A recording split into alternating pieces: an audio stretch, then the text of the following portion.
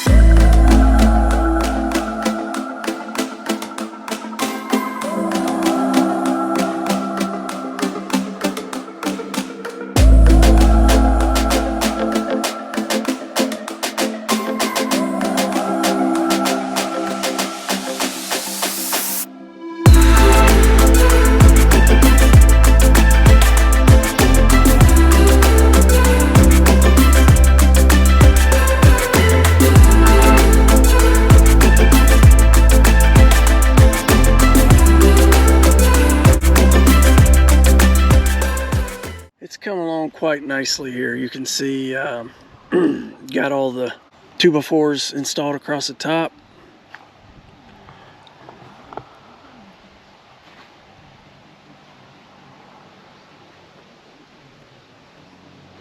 Not too bad. I will say this is probably the first or second time I've ever attempted to build a structure, so I am not a builder by any means. So it'll be interesting to see how this turns out, but regardless, I think I've got enough support, more than enough support, to hold the shade cloth up top. One thing I know is that this fall, before winter hits, I am going to put plastic on top. This it's cheap plastic. I'm not sure what grade it is, but that's what I'm gonna be putting on top. Probably put a door right in this area right here in the front, and I'm also gonna put a gutter in the back because there is a 3-inch slope decline going from front to back, where I'm going to put a gutter and then a downspout on this side into a rain barrel. So that's the full plan here as I continue my garden area, or soon to be turn into more than that. I've got to take the chainsaw to the post up top and cut those down, and then I'll put the eye-rings up for eye bolts for the shade cloth and zip ties. Alright, so got the post taken off the top with the chainsaw. As you can see, it's setting up rather nicely for the shade cloth to be installed on top. And what I'm going to do again is take eye hooks and put them all around the top of the 2x6s all the way around, and then I'm going to spread the shade cloth on top and then zip tie down, and that'll be the next step to get this covered with some shade.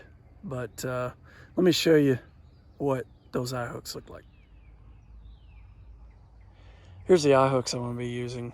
I'm not sure what size these are. Let me look. I picked these up at a big box store here locally.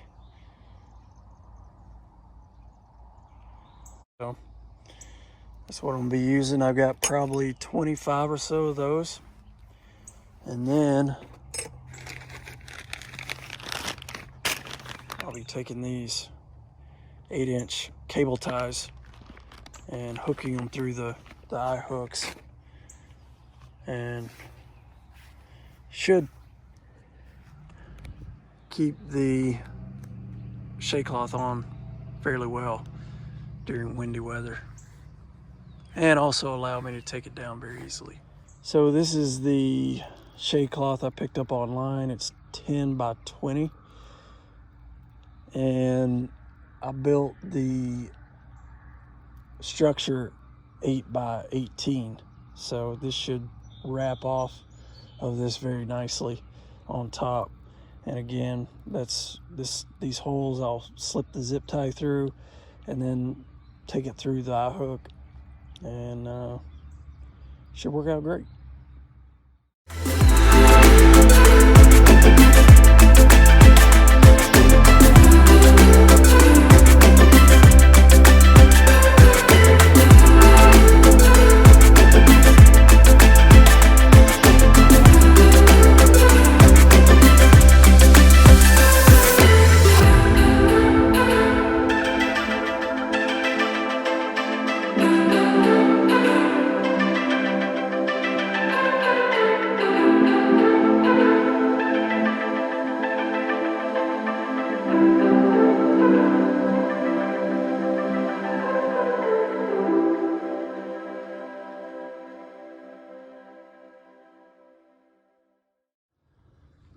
So you can kind of see I just started on this side and went over slowly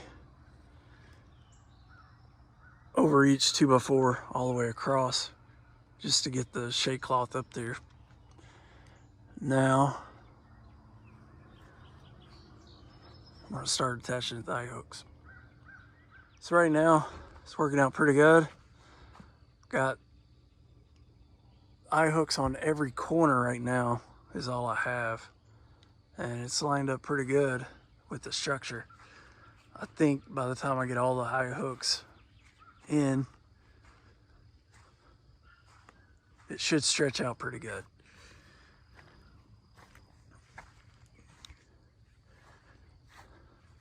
So yeah, I'll have to stretch it out this way just a little bit. It's hanging over the sides perfectly.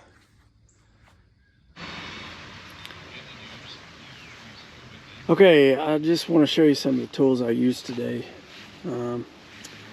This DeWalt cordless saw is awesome. Real compact, easy to carry around, makes this job a whole lot easier.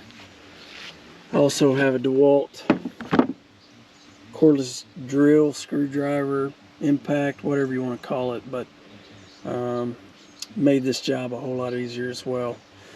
Of course, a pencil for all the great markings I had to do. Use some Deck Plus 10 by 3 inch screws. Those are tan. Comes with a bit in that. I don't know, there's like 500 in there, maybe 5 pounds. So never run out there. And then I'm going to use the steel Farm Boss to cut these posts with. That thing is a beast. I only use steel products for everything around the farm here, so this is a tool that everybody needs to have. So that's pretty much all I used today to make this happen.